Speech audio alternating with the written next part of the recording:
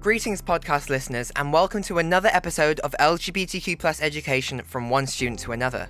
The main focus of today's episode will be on the censorship of the LGBTQ community and gay rights. Firstly, I'll begin by looking at the United Kingdom. Historically, the United Kingdom is probably one of the main reasons for problems related to homophobia worldwide. It stems from the creation of the Church of England in 1534. This is because when King Henry VIII split from the Catholic Church, forming the Church of England, he made everything that the Church was responsible for a part of civil law, all because he wished to take away the Church's power. This included the Church's opposition to homosexuality and their so-called responsibility for punishing whom they saw as sinners. This meant, for the first time in history, consensual same-sex sexual relations were criminalised under the Buggery Act of 1533. When the British came around to conquering the world through imperialism, British legislature was established in its colonies. By 1913, the British Empire controlled over 400 million people, which at the time was almost 23% of the world's population. Until now, many of Britain's former colonies continue to have colonial-era legislation in place, which means that same-sex relations are criminalised in many former British colonies. Of course, not all nations in the world had been controlled by Britain, but their power was so extensive that countries which were not controlled by Britain were influenced by their laws and policies. But how does this relate directly to censorship? Well, of course, the banning of same-sex relations means that people are censored from speaking about their own homosexuality, but it also generally means that it's forbidden to speak out against government policies and in support of the LGBTQ community. More importantly, before she became Prime Minister, Margaret Thatcher voted for the decriminalisation of homosexuality in 1967, which was successfully implemented. However, it was her government that introduced the incredibly damaging Section 28 in 1987, which was a direct form of censorship of the LGBTQ community and its history.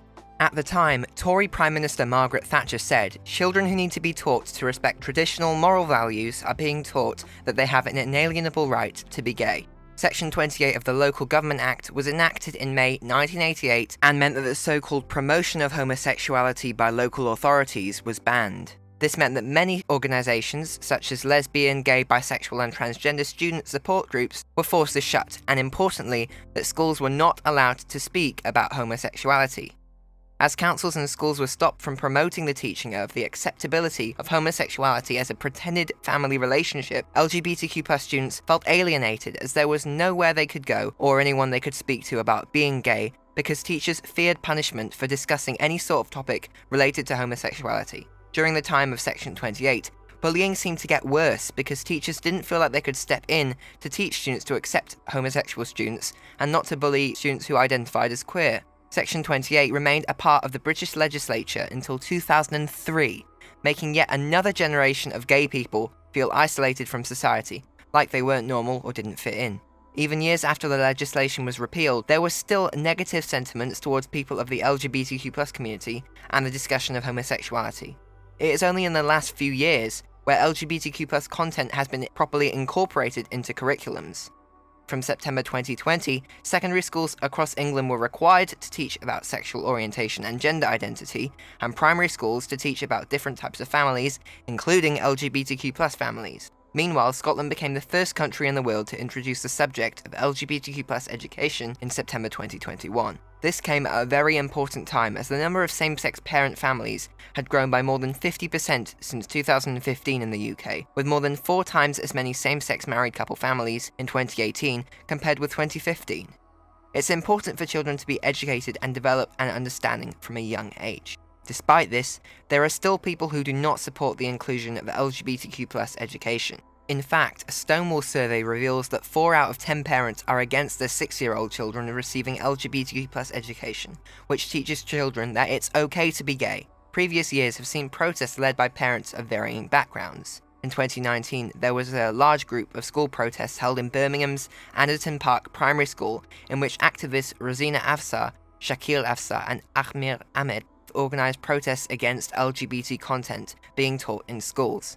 Messages conveyed by the group included a speech of delicate nature, which was delivered by an imam, alleging that anal sex, gender transition and paedophilia were being taught and promoted by schools.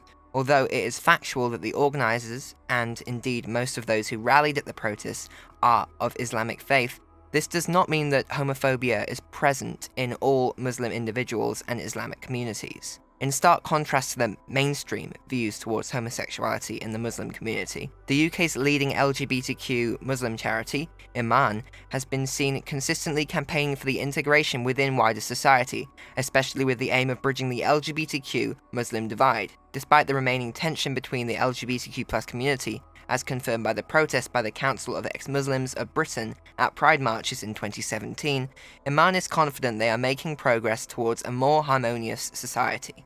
I am confident that with the implementation of an LGBTQ+ inclusive curriculum in countries all around the world, these figures will stretch all the way from societies in America to Europe to Africa and to Asia, and will evolve collectively to becoming much more accepting. Simply highlighting the existence of the LGBTQ+ community throughout history is already a step in the right direction. For years, the story of Alan Turing cracking the Nazis' Enigma code has been taught in British schools, but it's only recently that it has been highlighted that he was gay, and that as a result of his sexuality, he was sentenced to 12 months of hormone therapy, which left him chemically castrated, simply because of who he was attracted to.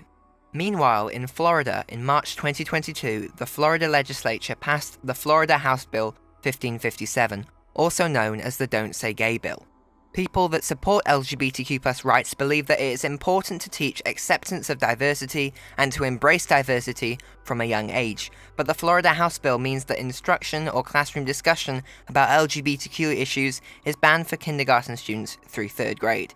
At this age, children are very impressionable, and it's important for them to be taught about equality and diversity.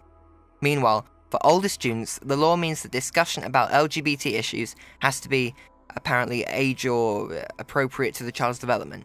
And if the parents don't like these issues being discussed, then they have a greater power to sue the school district for teaching what they see as inappropriate content to their children.